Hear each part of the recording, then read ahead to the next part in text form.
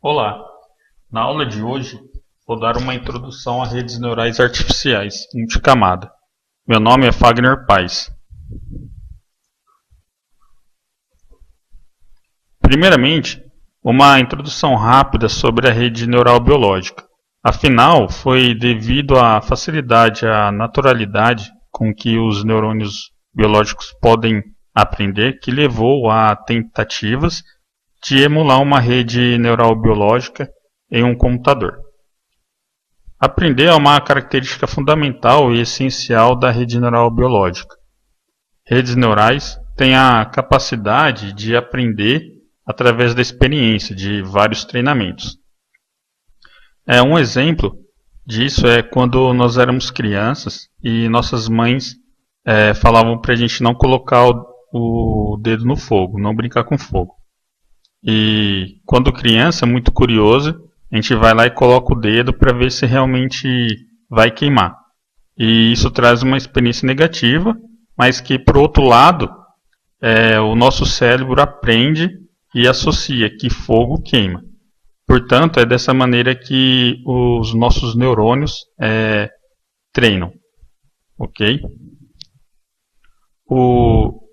A rede neural biológica ela é dividida em três partes principais, que é a soma, que é o corpo celular, que é responsável pela integração das informações, o dendrites, onde ocorre a recepção das informações, que é a entrada, e o axon, onde transforma o impulso nervoso de um neurônio para o outro.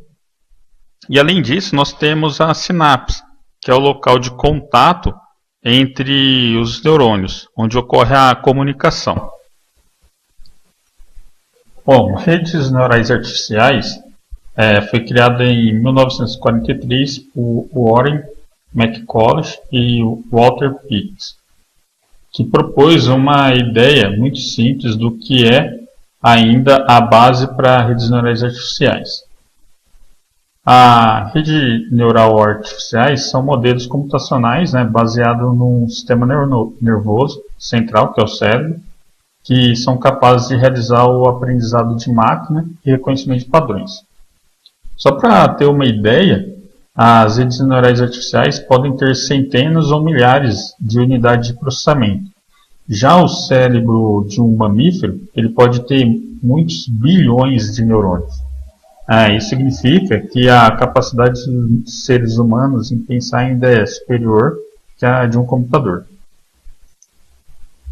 Bom, mas aonde é aplicado redes neurais? Atualmente, diversas áreas como reconhecimento biométrico, reconhecimento de letras, caracteres, reconhecimento de padrões, imagens, sistemas de inteligência de navegação autônoma, otimização de roteamento de redes de computadores, banco de dados, data mining, robótica e etc. Temos vários outros exemplos que utilizam redes neurais. Agora, nesse slide, vou apresentar a estrutura de um neurônio artificial. Um neurônio ele pode receber vários sinais de entradas, que são representados pelo x1 até o xn, e os pesos, que são as sinapses, que são responsáveis por dar maior influência para o meu valor de entrada. Por exemplo, se eu colocar um valor muito grande para o peso 1, isso significa que a influência de x1 vai ser maior que x2 na saída do meu neurônio. Ok? O neurônio, que é esse núcleo aqui principal, é responsável por calcular um novo nível de ativação e enviar como sinal de saída. E os sinais de saída podem ser uma solução definitiva para o problema ou uma entrada para outros neurônios. Portanto, se a gente for fazer um paralelo com rede neural biológica e artificial, temos nesse quadro que a soma ela é representada pelo neurônio, o dendrites são as entradas do meu neurônio, o axon, as saídas, e a sinapse são meus pesos.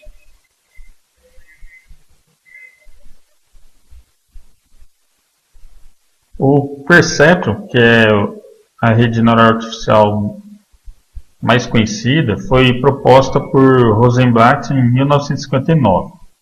O perceptron é uma rede neural simples que possui uma única camada e pode ter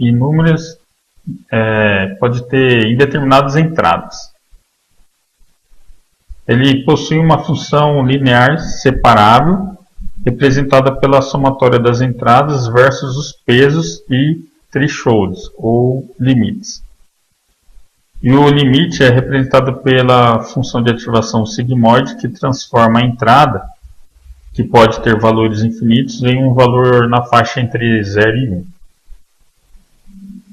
O perceptron é utilizado para auxiliar na separação de conjuntos de dados em classes. Um exemplo é, por exemplo, aquele visto em sala de aula, que é o salmão versus o robalo, né, os tipos de peixe. Então eu poderia fazer uma separação. Mas uma rede neural perceptron simples, ela possui algumas limitações, que nós vamos ver no próximo slide. O perceptron de apenas uma camada de neurônio, ele não pode ser treinado para executar operações ou exclusivo. Isso significa que não é possível resolver problemas não lineares. Por exemplo, os dois primeiros gráficos apresentados no slide são lineares, e o perceptron tem condição de realizar a separação das classes.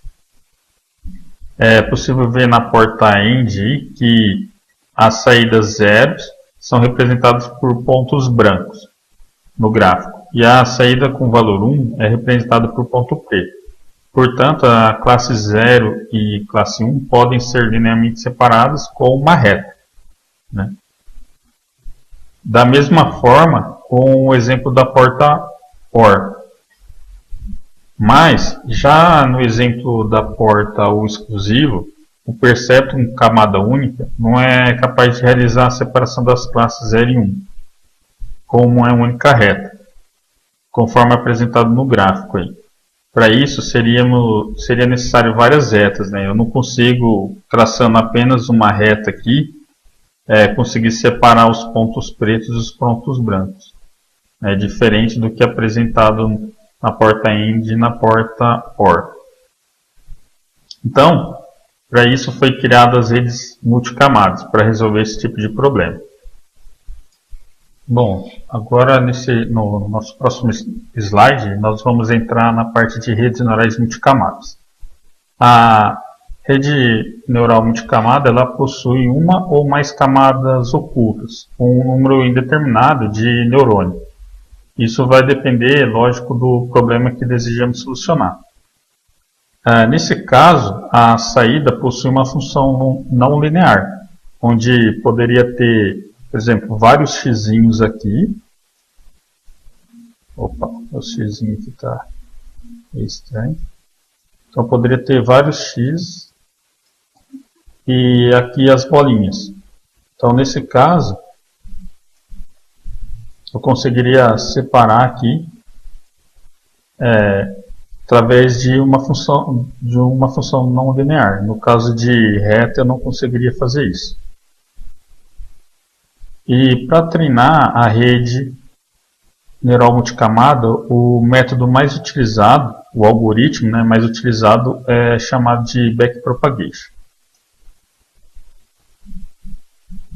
Nesse slide, eu vou apresentar os passos para realizar o treinamento de uma rede multicamada, utilizando o algoritmo backpropagation. O primeiro passo é a inicialização, onde vamos atribuir os valores aleatórios para os pesos e os limites. Na ausência de um conhecimento, os pesos e os limites devem ter valores iniciais pequenos. O segundo passo é a ativação, onde será será calculado, né, os valores dos neurônios na camada oculta e na camada de saída. O terceiro passo é treinar os pesos, onde vamos calcular os erros dos neurônios nas camadas de saída e camada oculta. Calcular a correção dos pesos e atualizar os pesos dos neurônios da camada de saída e camada oculta. O passo 3 é onde existe um maior esforço dentro do algoritmo aqui. E o último passo é o algoritmo repetir o processo a partir do passo 2, enquanto não satisfazer o critério de parada, né, até chegar ao resultado esperado do meu neurônio.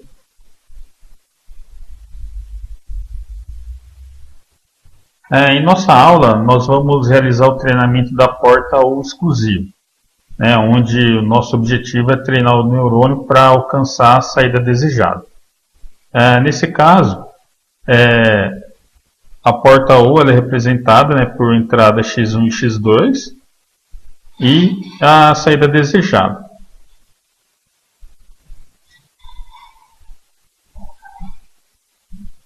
O nosso neurônio nós vamos treinar com uma rede composta por 3 camadas: a de entrada, a camada oculta e a camada de saída.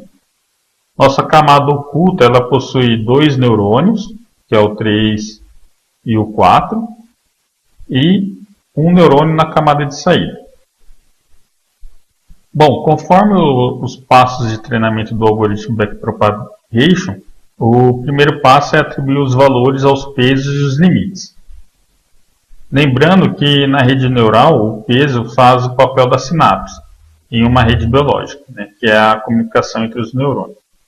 Então, no nosso primeiro ciclo de treinamento, né, a gente vai colocar esses pesos aqui aleatórios, para os pesos e para os limites. Bom, pessoal, agora nós vamos para a parte prática do negócio, né? A princípio, olhar essa fórmula aqui assusta um pouquinho, eu também assustei, mas com o tempo a gente vai se familiarizando com ela. A gente vai calcular os valores dos neurônios na camada oculta. Então, primeiramente, qual que é a ideia desse cálculo?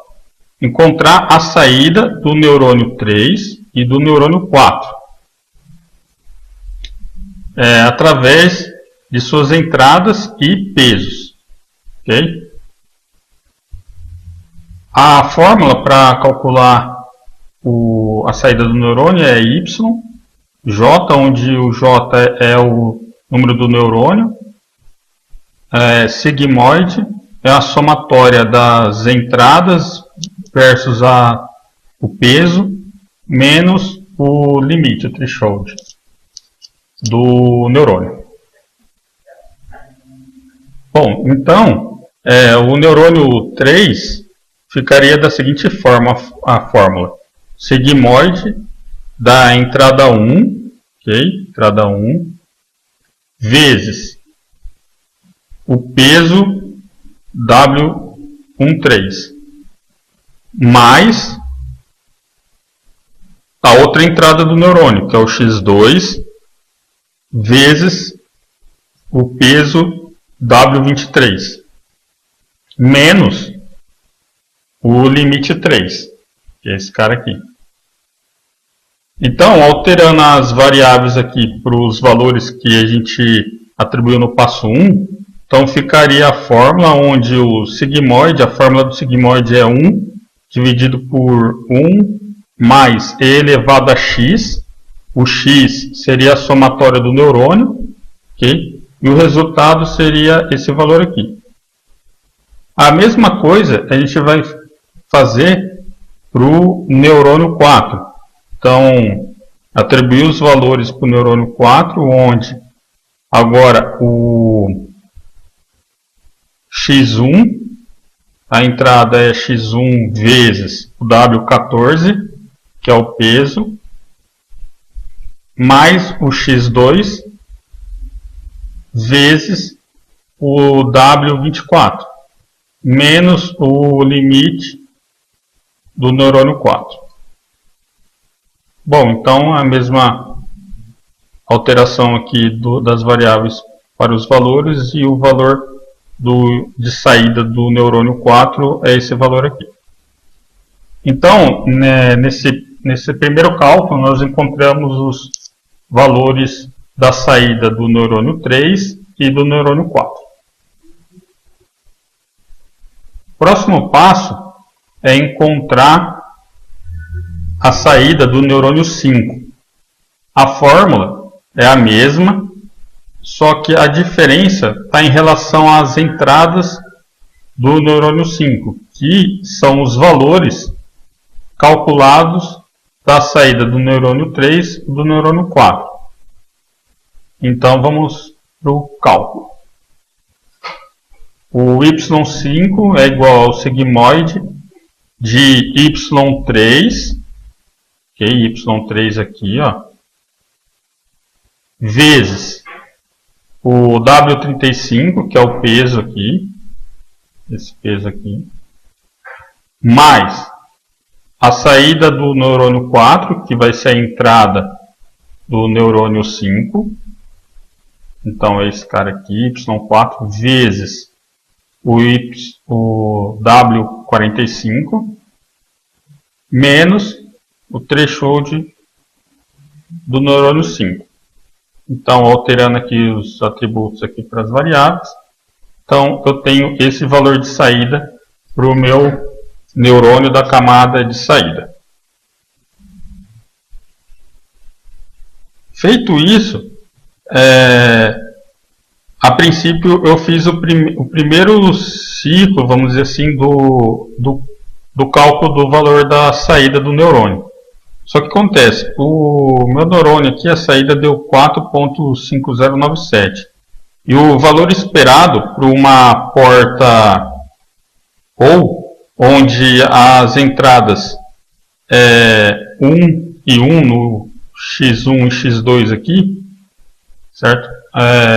O meu esperado seria um valor 0 aqui na saída y5. E o valor calculado foi esse valor aqui. Portanto, eu preciso ir para um próximo passo, que vai ser calcular o erro do neurônio na camada de saída.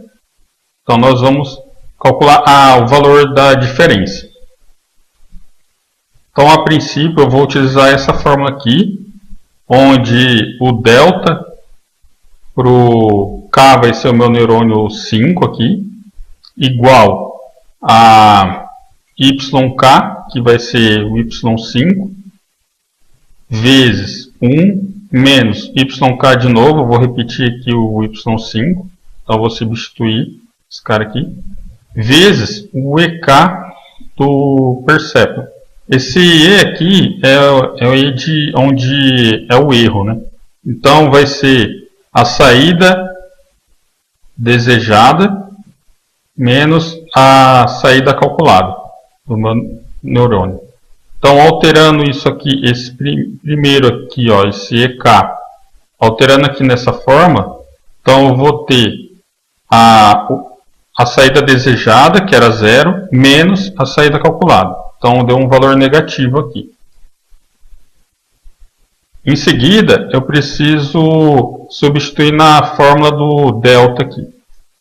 Então, vai ficar o y5 vai ser o valor de saída do neurônio, vezes 1, menos, novamente, a saída do neurônio, vezes o erro 5, que é a saída do neurônio mais negativa.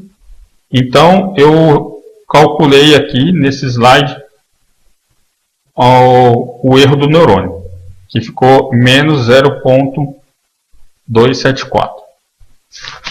Então, o próximo passo agora vai ser calcular a correção do peso na camada de saída. Então, nós vamos calcular aqui os dois pesos aqui, primeiramente. Como fazendo jus ao nome back propagation, o objetivo agora é calcular a volta, né? Eu vou calcular nessa direção, no sentido ao contrário aqui agora, para recalcular os pesos dos neurônios. Então, substituindo a fórmula aqui, o delta W aqui vai ser, primeiramente, o 35, onde eu tenho uma taxa de aprendizado que foi dado o valor de 0,1. Esse valor aqui, quanto maior a taxa, mais a rede vai aprender.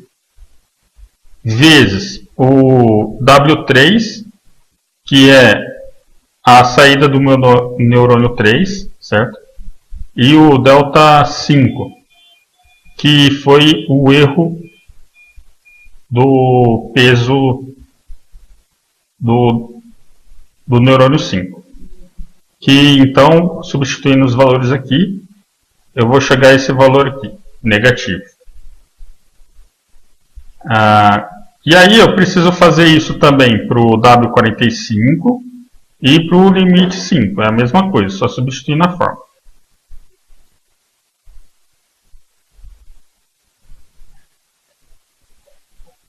Continuando ainda no passo 3, que ainda eu não cheguei no ajuste total dos pesos ainda. Eu estou fazendo um passo a passo dentro do passo 3, seria subpassos. Né? Então agora eu vou calcular os erros dos neurônios na camada oculta. Então eu já calculei o erro do neurônio na camada de saída, eu calculei o ajuste dos dois pesos aqui, e agora eu vou calcular o erro do neurônio na camada oculta. Então, do neurônio 3 e do neurônio 4. É aquela mesma forma para achar o delta 3 aqui e o delta 4. É a mesma forma que eu utilizei para achar aqui no cálculo do neurônio na camada de saída. Então eu vou substituir aqui, no caso, o WJ aqui vai ser o W3. Desculpa, o YJ vai ser o meu Y3, vezes 1, menos Y3, vezes o delta 5, vezes W35, que é esse valor aqui.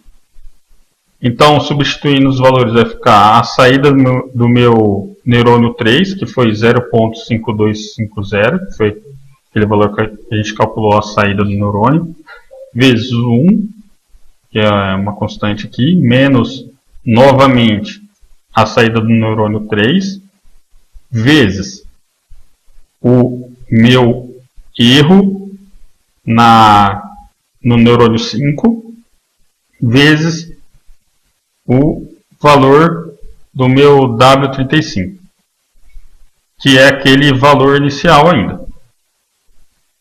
E esse valor ficou igual a 0,0381. A mesma coisa eu vou fazer para calcular o erro do neurônio 4 na camada oculta. Então, substituo os valores aqui e chego nesse valor.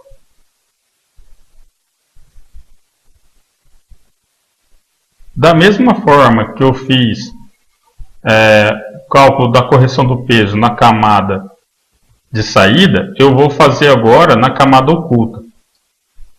Então eu vou encontrar a correção dos pesos do W13, do W23 e do limite 3. Então eu vou substituir o valor W13 aqui, vou usar a taxa de aprendizado, que é 0,1, vezes a entrada do meu neurônio, que é 1, certo? E vezes o delta 3, que é o cálculo do erro do meu neurônio, que eu fiz anteriormente. Então eu chego nesse valor aqui de 0,038. E repito isso para o peso 23 e para o threshold 3 aqui.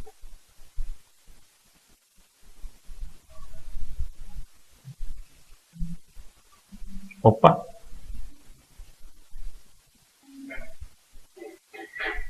E no caso da camada oculta aqui, eu tenho dois neurônios, né, o 3 e o 4. Então, primeiramente eu fiz do W13 e do W23. Agora seria o caso de eu fazer do W14 e do W24, que são entradas para o neurônio 4. Então, o cálculo aqui é o mesmo do slide anterior, são as mesmas formas. Simplesmente eu estou descrevendo ela aqui. Agora chegou o momento de eu atualizar o peso do neurônio na camada de saída. Essa parte aqui é justamente para finalizar, né? O que eu preciso fazer? Então eu vou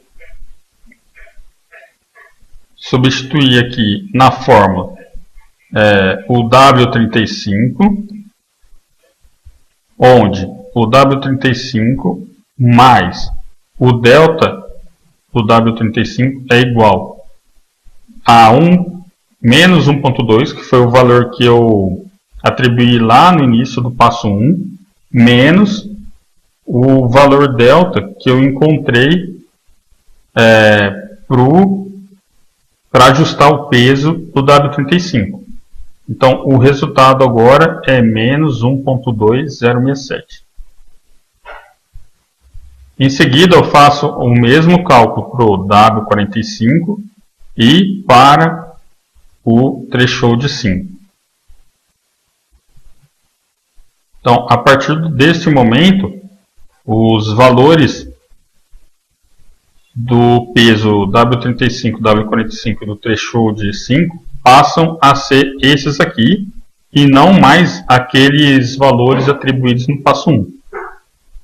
Da próxima vez que eu for treinar minha rede neural, eu vou estar utilizando esses valores aqui nas fórmulas. A mesma coisa eu tenho que fazer para os pesos de entrada do neurônio 3 e do neurônio 4 na camada oculta. Então, é a mesma fórmula, eu só preciso estar substituindo aqui os valores. Então, eu vou pegar qual era o valor de atribuição inicial do meu W13 e agora eu vou somar ele com o valor de correção. Isso também vou fazer para o W23 e para o limite 3. E, em seguida, eu faço também para os pesos de entradas do neurônio 4. Então é a mesma forma, simplesmente eu substituo os valores para receber os novos pesos aí e também os thresholds. Então, nesse momento eu encerro o passo 3, né, que são os cálculos, e agora eu passo para o quarto passo da interação. O processo de treinamento ele volta para o segundo passo 2 e repete o ciclo até que o critério de erro seja satisfeito. Em geral, o critério de erro é um valor muito próximo do valor desejado. E no treinamento que a gente realizou aqui foi um primeiro ciclo, né? Esse neurônio aqui, para ele conseguir chegar ao valor desejado, que seria a saída de uma porta U exclusivo, ele vai demorar em torno de 224 ciclos para eu conseguir treinar a rede neural. Então, para exemplificar isso, a tabela que eu estou apresentando aqui, eu tenho os valores de pesos iniciais e eu tenho o valor após 224 ciclos, onde os valores seriam os valores treinados para os meus pesos e limites que fazem com que o meu neurônio esteja treinado. Então, a partir daí, a gente tem uma rede neural treinada e, portanto, se eu fosse testar uma entrada x1 e x2, por exemplo, valendo 1 e 1, a nossa saída desejada seria atendida através dos pesos e limites que nós encontramos durante os passos de treinamento. É importante saber que, pelo fato dos pesos e limites foram atribuídos com valores randômicos, né, aleatórios, a mesma rede ela pode ter soluções diferentes. O que isso significa? Que esses valores aqui podem ser diferentes e chegar ao mesmo resultado esperado, desejado.